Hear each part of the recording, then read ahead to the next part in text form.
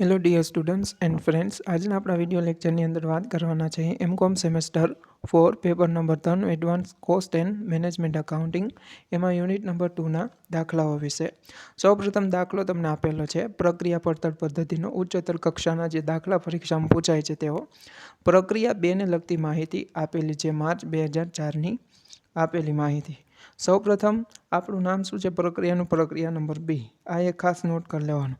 શરૂઆતનો સ્ટોક આપેલો છે 800 એકમો અને એના રૂપિયા આપેલા છે 5520 અને શરૂઆતના સ્ટોકની પૂર્ણતાની કક્ષા, સ્ટોક કેટલો ટૂંકમાં કમ્પ્લીટ થઈ શકશે એની પૂર્ણતાની કક્ષા આપેલી છે 70%, માલસામાનની મજૂરીની 60 અને પરોક્ષ ખર્ચાની 60. બરાબર, ખાસ એક યાદ રાખવાનું, જ્યારે શરૂઆતના સ્ટોકની પૂર્ણતાની કક્ષા લખવાની થાય તો જે તે કક્ષા આપેલી હોય એ 100માંથી બાદ કરીને લખવાની. ધારો કે માલસામાનની 70 છે તો 100માંથી બાદ કરો 70 તો કેટલા વધે 30%. પછી મજૂરીના બી તેમ 100માંથી 60 જાય તો 40 અને 100માંથી 60 જાય તો 40, એમ પરોક્ષ ખર્ચા. આ એક ખાસ એક નિયમ યાદ રાખવાનો થશે. પછી પ્રક્રિયા 1 ખાતેથી લાવ્યા, આપણે પ્રક્રિયા 2 હોય તો આપણે પ્રક્રિયા 1 ખાતેથી માલસામાન આવ્યો હોય. કેટલા એકમો આવ્યા 5100 એકમો અને એની કિંમત કેટલી તો કે 10200 રૂપિયા. પછી પ્રક્રિયા 3 ખાતે, હવે તૈયાર જે માલ થઈ જશે કમ્પ્લીટ એ ક્યાં જવાનું રહેશે પ્રક્રિયા 2માંથી આગળની પ્રક્રિયામાં જાય, મીન્સ કે પ્રક્રિયા 3 ખાતે. અને કમ્પ્લીટ ફિનિશ સ્ટોક બી કહેવામાં આવે છે તૈયાર માલ. એના રૂપિયા નહીં આપેલા હોય એ આપણે ગોતવા પડે, ખાલી એકમો આપેલા છે 4600. પછી ખર્ચાઓ આપેલા છે પ્રક્રિયા 2માં દાખલ કરેલ માલ સામાન, પછી પ્રત્યક્ષ મજૂરી અને કારખાના પરોક્ષ ખર્ચ, એ રીતના 3 ખર્ચાઓ આપેલા છે. માલસામાનનો ખર્ચ, મજૂરીનો ખર્ચ રૂપિયામાં અને કારખાનાનો ખર્ચ. બરાબર. પછી ભંગારમાં કાઢી નાખેલા એકમો, આની એક ખાસ નોટ રહેશે, ભંગારના એકમો 400 આપેલા છે. ભંગારના એકમોની પૂર્ણતાની કક્ષા, મીન્સ કે વેનએવર ભંગારના પૂર્ણતાની કક્ષા આપેલી હોય તો તમારે અસામાન્ય બગાડ આવશે એની પૂર્ણતાની કક્ષા માનવાની. આમાં કોઈ નિયમ નથી, જેમનું તેમ જેટલી પૂર્ણતાની કક્ષા હોય તેટલું જ તમારે લખી નાખવાનું. જેમ કે 100, 70, 70, માલસામાનના 100, મજૂરીના 70, પરોક્ષ ખર્ચના 70, જેમના તેમ. આખર સ્ટોક આપેલો છે 900 એકમો, રૂપિયા નહીં હોય આપણે ગોતવા પડે. એની પૂર્ણતાની કક્ષા આપેલી છે એ જેમની તેમ 60, માલસામાન છે મજૂરીના 40 અને પરોક્ષ ખર્ચના 40, જેમની તેમ, મીન્સ કે 100%માંથી બાદ કરીને લખવાની નહીં, જેમ આપેલું છે તેવી રીતના. પછી આપેલું છે સામાન્ય બગાડનું પ્રમાણ, કેટલા તો કે ઉત્પાદનના 10% છે. આ ઉપરોક્ત માહિતી પરથી પછી આગળ એક વસ્તુ આપેલી, ભંગારમાં કાઢી નાખેલા એકમોની પડતરની કેટલી કિંમત ઉપજે છે 2 રૂપિયા ઉપજે છે પડતર એકમ દીઠ. બરાબર. તો આ માહિતી પરથી આપણે 4 વસ્તુ બનાવવાની છે. પહેલા વિડીયો લેક્ચરમાં આપણે જોઈ ગયા છે પૂર્ણ એકમનું પત્રક, પછી પડતરનું પત્રક, પછી પ્રક્રિયા 2નું ખાતું એટલે પૂર્ણ એકમોનું પત્રક બનાવવું પડે, પડતરનું પત્રક એટલે એકમ દીઠ, પછી મૂલ્યાંકન પત્રક એ બનાવવું પડે તો જ પ્રક્રિયા ખાતું થાય, અને અસામાન્ય બગાડ અથવા વધારાનું ખાતું. બરાબર. આ ક્વેશ્ચન આપેલો છે, હવે આનું સોલ્યુશન આપણે જોઈએ.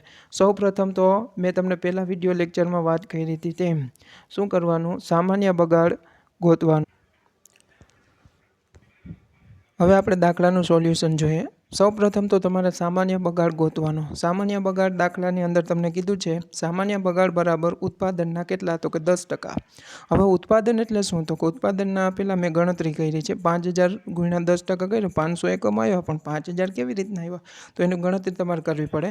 સૌપ્રથમ ગણતરીમાં શું હોય, શરૂઆતનો સ્ટોક. શરૂઆતનો સ્ટોક તમને 800 એકમોના આપેલા છે, ત્યાંથી એકમ જ લખવાના, ખાસ ધ્યાન રાખજો.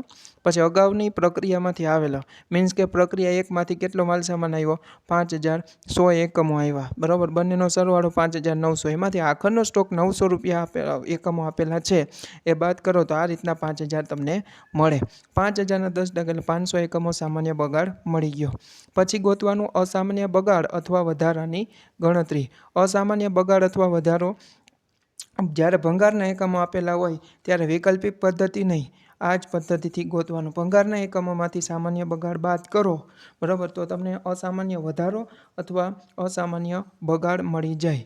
કેવી રીતના મળે તો ભંગારના એકમો 400 આપેલા છે દાખલામાં જોઈ ગયા, એમાંથી સામાન્ય બગાડ 500 એકમો આપેલા છે, બાદ કર્યા, જવાબ આવ્યો માઇનસમાં. વેનએવર જ્યારે બી માઇનસમાં જવાબ આવે ત્યારે તમારે શું સમજવાનું, અસામાન્ય વધારો છે.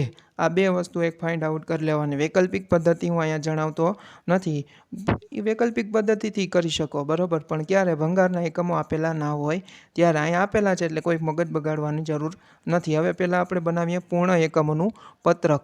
પૂર્ણ એકમોનું પત્રક બનાવવા માટે શું કરવાનું, તો કે પહેલાં ફોર્મેટ દોરી નાખવાનું. વિગત, કુલ એકમો, માલસામાન, 3 પ્રકારના જે ખર્ચ છે તે માલસામાન, મજૂરી અને સિરોપરી ખર્ચા, બરાબર. પછી માલસામાન, મજૂરી અને સિરોપરી ખર્ચમાં 2 કોલમ, 1 ટકાવારી અને એકમો, ટકાવારી એકમો.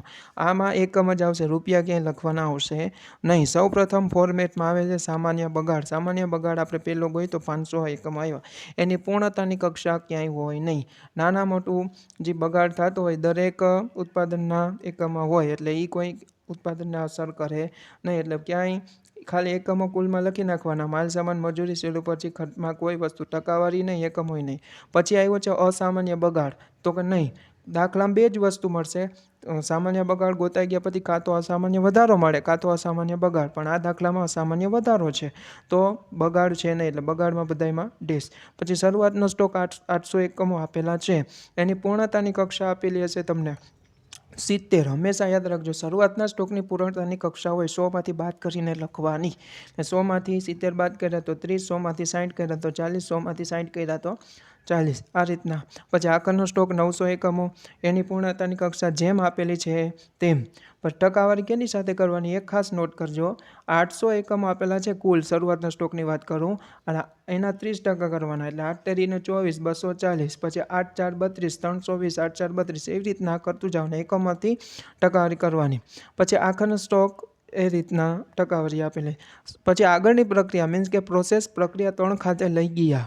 કેટલા, તો કે 3800, પણ ત્યાં તમને બીજા એકમો આપેલા હશે. કેટલા એકમો આપ્યા, તો એ આપણે જોવું હોય તો કેવી રીતના જોઈ શકીએ. આગળની પ્રક્રિયા ખાતે કેટલા લઈ ગયા, તો કે પ્રક્રિયા 3 ખાતે 4600, પણ મેં અહીંયા કાં આટલા લખ્યા, તો એ ખાસ એક ધ્યાન રાખવાનું. પૂર્ણ એકમના પત્રકમાં આગળની પ્રક્રિયામાં જેટલો માલસામાન લઈ જવાનો હોય એકમો, બરાબર, એ કેવી રીતના લખવાનું, તો કે 4600 જે એકમો આપેલા છે, બરાબર, એમાંથી શરૂઆતનો સ્ટોક બાદ કરીને તમારે લખવાના. એટલે કે 4600 માઇનસ શરૂઆતનો સ્ટોક 800 કર્યો એટલે 3800 તમારો જવાબ આવ્યો. એની પૂર્ણતાની કક્ષા ક્યાંય હોય નહીં, એટલે બધામાં 100%, બરાબર. પછી દાખલામાં જવાબ આપણે આવ્યો તો માઇનસમાં આવ્યો, ધેટ મીન્સ કે અસામાન્ય વધારો. અસામાન્ય વધારો આવે તો આમાંથી બાદ કરવાનો રહેશે. અસામાન્ય વધારાની પૂર્ણતાની કક્ષા આપેલી ના હોય. ભંગારની જે પૂર્ણતાની કક્ષા છે એ હોય, પણ કે નહીં, તો કે અસામાન્ય બગાડ હોય તો એ એક, બરાબર, નોટ તમારે કરી લેવાનું. અસામાન્ય વધારો ના હોય એટલે એના 100%. પછી છેલ્લે જે આન્સર આવે આ તમારું પૂર્ણ એકમોનું પત્રક થઈ ગયું. ધેરાફ્ટર હવે જોઈએ એકમ દીઠ પડતર દર્શાવતું પત્રક. એકમ દીઠ પડતર દર્શાવતું પત્રક આપણે ફોર્મેટ જોઈ ગયા. પહેલાં 3 પ્રકારના માલ સામાન, મજૂરી અને સિરોપરી ખર્ચ, 3 પ્રકારના ખર્ચ જે આપણી પ્રક્રિયાના હોય લખી નાખવાના. પછી અગાઉની પ્રક્રિયામાંથી એક માલ સામાન લખવાનું. આ એક 3 વસ્તુ યાદ રાખવાની. પહેલાં આપણે માલસામાન, મજૂરી અને સિરોપરી ખર્ચ જોઈએ.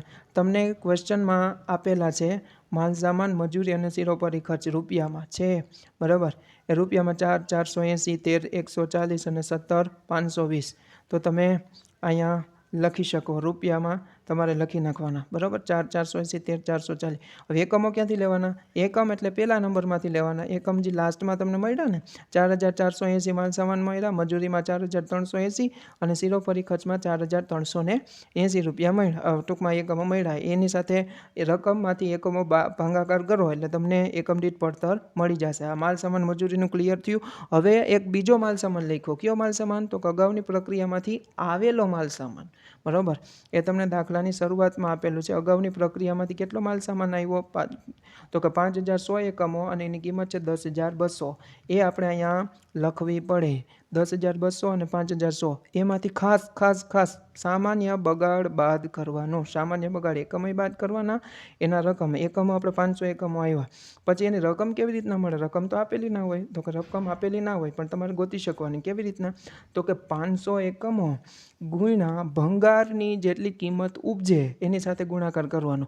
એટલે 2 રૂપિયા ભંગારની કિંમત અહીંયા ઉપજે છે, બરાબર, જે તમને લાસ્ટમાં દાખલાને આપેલું હશે, બરાબર. ભંગારની પડતર કિંમત કેટલી? ટૂંકમાં 2 રૂપિયા ઉપજે છે, એટલે 2 રૂપિયા આપણને મળે છે. એટલે 500 × 2 કરો એટલે 1000 જવાબ મળે. લાસ્ટમાં જે ફાઇનલ આન્સર આવે 9200 અને 4600 સાથે ભાગાકાર કરો એટલે પડતર એકમ દીઠ મળી જશે 2.